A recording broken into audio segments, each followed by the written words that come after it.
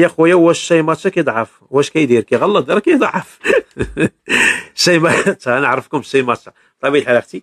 الشاي ماتشا كيضعف 10 المرات على الشاي الاخضر العادي. دونك الشاي ماتشا ها هو نوريه لكم كاين. هو الشاي الجابوني كيجي من الجابون، حيت لي الشينوا كانوا خرجوا لنا الشاي الاخضر ياك، ناضوا لي جابون حتى هما خرجوا واحد الشاي اخضر، ولكن باش يختلف على الاخر سموه الشاي الاخضر ماتشا جابونيز كيجي من الجابون. هو 10 المرات كيضعف على الشاي الاخضر، هذه 100%.